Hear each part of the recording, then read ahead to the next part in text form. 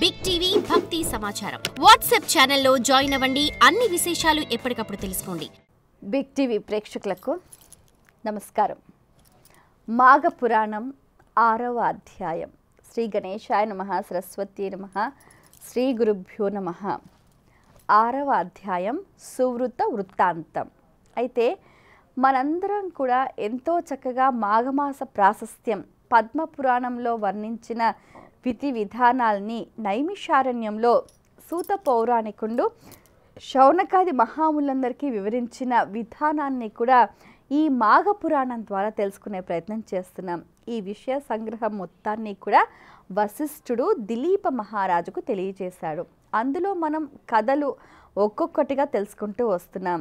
మాఘమాసంలో ఏ సమయంలో స్నానం చేయాలి, ఎలా చెయ్యాలి, పులిముఖం గల గంధర్వుడు అనేవాడు ఎలా తన పులిముఖాన్ని తొలగించుకొని సుందర స్వరూపాన్ని పొందాడు, ఆ తర్వాత బ్రహ్మచర్య నియమంతో మృగశృంగుడు ఏ విధంగా విష్ణు సాక్షాత్కారాన్ని పొందాడో తెలుసుకున్నాం.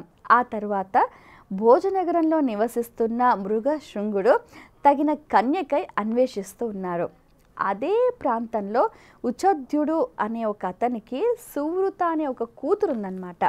ఆమె సుగుణాల రాశి, అందాల రాశి, ఎంతో సౌందర్యవతి, ఉత్తమురాలు, సౌశీల్యవతి అన్నమాట. ఆమెకి 3 స్నేహితురాలు ఉన్నారు, విమల, కమల, సురస. వీళ్ళంతా ఏంటంటే మాఘమాసం నదీ స్నానానికని వీళ్ళంతా బయలుదేరారనమాట. వీళ్ళంతా కలిసి శివారాధన చేస్తూ మాఘ స్నానానికై బయలుదేరినప్పుడు వీరిని ఒక ఏనుగు వెంటాడుతూ ఉంటుందన్నమాట. అయితే తరిమి ఆ ఏనుగు వీళ్ళ వెంట పడేసరికి వీళ్ళంతా కూడా భయభ్రాంతులైపోయి పరిగెడుతూ ఈ 4 ఆడపిల్లలు కూడా ఒక బావిలో పడి వాళ్ళు ప్రాణత్యాగం చేస్తారు. తల్లిదండ్రులు వెతుకుతూ ఉంటారు, ఎంతకు పిల్లలు ఇంటికి రాలేదు అని చెప్పి అడవిలో వాళ్ళ కాళ్ళ గుర్తులను చూస్తూ ఆ బావి దాకా వచ్చి ఆ బావిలో నుంచి పిల్లల్ని బయటికి తీస్తే విలపిస్తూ ఉంటారు. అయ్యో ఏంటి ఇలా జరిగిందే, పిల్లలంతా కలిసి నదీ స్నానానికని బయలుదేరారే, ఇలా జరిగిందేంటి అని విలపిస్తూ ఉంటారు. అదే సమయంలో ఆ దారిగా వెళ్తున్న మృగశృంగుడు ఆ సందర్భాన్ని చూస్తాడు. మనసు చెలిస్తుంది.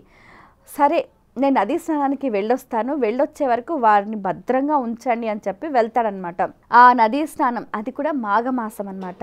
నదీ స్నానానికి వెళ్ళాడు. నిత్య కర్మ అనుష్ఠానం అనమాట. ఎంతో చక్కగా నిష్టగా స్నానం చేస్తే ఏనుగు ఇతన్ని కూడా వెంటాడడానికి వస్తుంది. కానీ విచిత్రంగా తొండంపై ఎక్కించుకొని పైన కూర్చోపెట్టుకుంటుంది. ఓహో, ఇదంతా బాగానే ఉందే, శుభసూచకంగా ఉందే అని అనుకుంటాడు మృగశృంగుడు. తరువాత సంప్రోక్షణ చేసి ఏనుగు కూడా తొండాన్ని నిమురుతాడనమాట. అది చాలా ప్రసన్నంగా, చాలా కన్విన్సింగ్గా అయిపోతుందన్నమాట. ఆ తరువాత తాను మాఘమాస స్నాన ఫలితంలో 4వ వంతుని ఆ ఏనుగుకు ధారపోస్తాడు మృగశృంగుడు. అప్పుడు ఎంత విచిత్రం జరుగుతుందంటే ఆ ఏనుగు పైన ఆ తపశ్శక్తి నీళ్లు, మాఘమాస స్నాన ఫలిత నీళ్లు 4వ వంతు ఇట్లా సంప్రోక్షించగానే ఆ ఏనుగు మానవ రూపం ధరిస్తుందన్నమాట.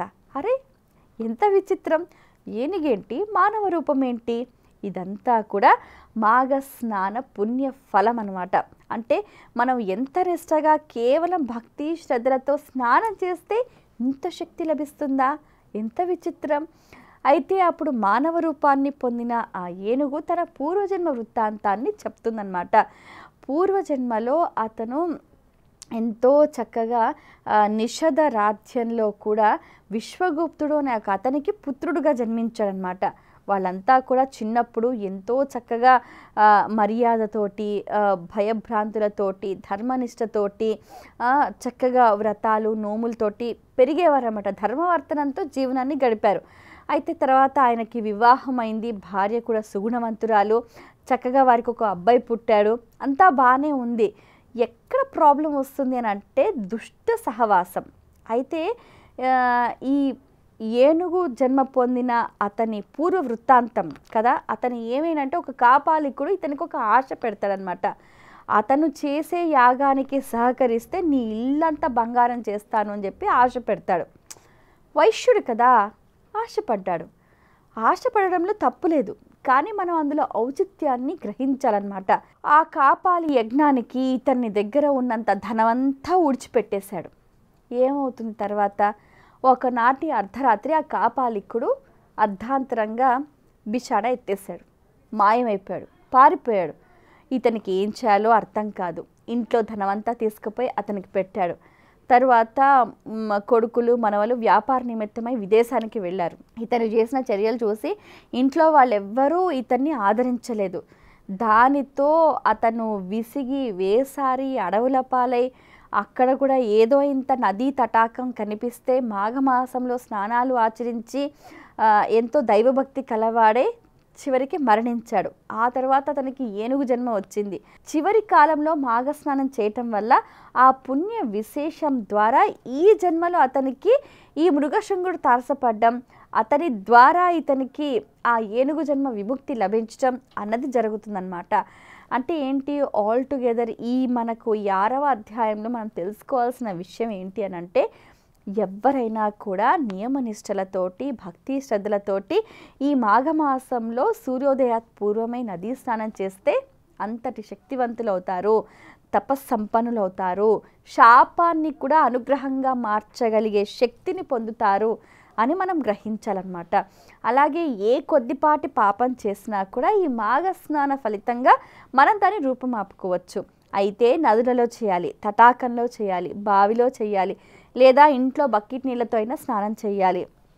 స్నానం చేసేటప్పుడు నదుల పేర్లను స్మరించుకోవాలి. గంగే చమ్నే చైవ గోదావరి సరస్వతి నర్మదే సింధు కావేరి జలస్మిన్ సన్నిధిం కురం.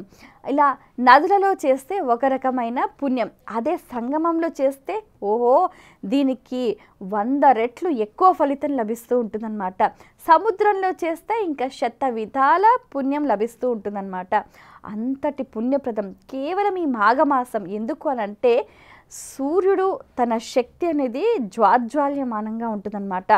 సౌరశక్తి. ఇప్పుడు ఏ వ్యక్తి అయినా జీవితంలో రాణించాలి, విజయపదంలో ఉండాలి, అందరి చేత గౌరవింపబడాలి అని అంటే సూర్యశక్తి అనేది చాలా ముఖ్యమన్నమాట.